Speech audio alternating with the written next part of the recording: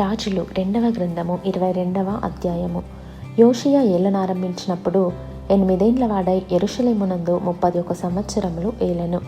అతని తల్లి బొస్కతు ఊరివాడగు అదయాకు కుమార్తె అయిన ఎదీదా. అతడు యెహోవా దృష్టికి యథార్థముగా నడుచుచు కుడి ఎడమలకు తిరుగక తన పితరుడకు దావీదు చూపిన ప్రవర్తనకు సరిగా ప్రవర్తించెను. రాజైన యోషియా ఏలుబడిలో 18వ సంవత్సరమందు మెషుల్లామునకు పుట్టిన అజల్య కుమారుడును శాస్త్రీయునైన షాఫానును యెహోవా మందిరమునకు పొమ్మని చెప్పి రాజు అతనితో ఈలాగు సెలవిచ్చెను. నీవు ప్రధాన యాజకుడైన హిల్కీయా యొద్దకు పోయి ద్వారపాలకులు జనుల యొద్ద వసూలు చేసి యెహోవా మందిరములో ఉంచిన రొక్కపు మొత్తము చూడమని అతనితో చెప్పుము.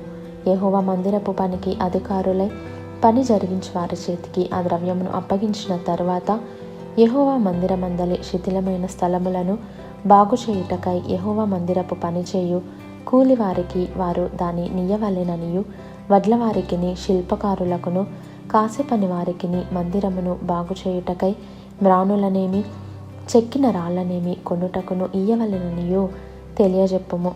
ఆ అధికారులు నమ్మకస్తులని వారి చేతికి అప్పగించిన ద్రవ్యమును గూర్చి వారి యొద్ద లెక్కపుచ్చుకొనకుండిరి. అంతటా ప్రధాన యాజకుడైన హిల్కీయా యెహోవా మందిరమందు ధర్మశాస్త్ర గ్రంథమునకు దొరికెనని షాఫాను అను శాస్త్రితో చెప్పి ఆ గ్రంథమును షాఫానునకు అప్పగించెను.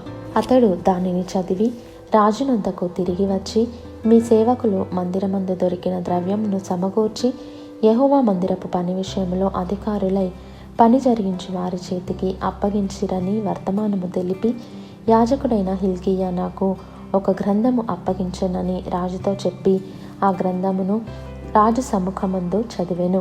రాజు ధర్మశాస్త్రము గల ఆ గ్రంథపు మాటలు వినినప్పుడు తన బట్టలు చింపుకొనెను. తరువాత రాజు యాజకుడైన హిల్కీయాను, షాఫాను కుమారుడైన అహీకామును, మీకాయా కుమారుడైన అక్బోరును, షాఫాను అను శాస్త్రిని, అషాయా అను రాజసేవకులలో ఒకనిని పిలిచి ఆజ్ఞాపించినదేమనగా, మీరు పోయి దొరికిన ఈ గ్రంథపు మాటలను గూర్చి నా విషయంలోనూ జనుల విషయంలోనూ యూదా వారందరి విషయంలోనూ యెహోవా యొద్ద విచారణ చేయుడి. మన పితరులు తమ విషయంలో వ్రాయబడి ఉన్న దానంతటి ప్రకారము చేయక ఈ గ్రంథపు మాటలను వినని వారైరి కనుక యెహోవా కోపాగ్ని మన మీద ఇంత అధికముగా మండుచున్నది. కాబట్టి యాజకుడైన హిల్కీయాయును, అహీకామును, అక్బోరును, షాఫానును, అషాయాయును ప్రవక్తయగు హుల్దా యొద్దకు వచ్చిరి. ఈమె వస్త్రశాలకు అధికారియగు హర్హషకు పుట్టిన తిక్వాకు కుమారుడైన షల్లూమునకు భార్యయై యెరూషలేములో 2వ భాగమందు కాపురస్తురాలై ఉండెను. ఈమె యొద్దకు వారు వచ్చి మాట్లాడగా ఈమె వారితో ఇట్లనెను, మిమ్మును నా యొద్దకు పంపిన వానితో ఈ మాట తెలియజెప్పుడి.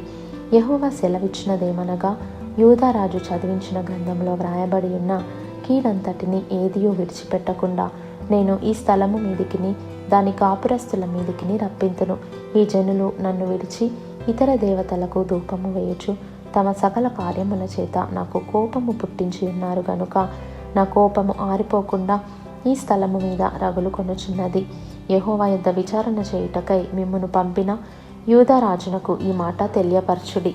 ఇశ్రాయేలీల దేవుడైన యెహోవా సెలవిచ్చినదేమనగా, ఈ స్థలము పాడగుననియు దాని కాపురస్తులు దూషణాస్పదులగుదురనియు నేను చెప్పిన మాటలను నీవు ఆలకించి మెత్తని మనస్సు కలిగి యెహోవా సన్నిధిని దీనత్వము ధరించి నీ బట్టలు చింపుకొని నా సన్నిధిని కన్నీళ్లు రాల్చితివి గనుక నీవు చేయు మనవిని నేను అంగీకరించి ఉన్నాను.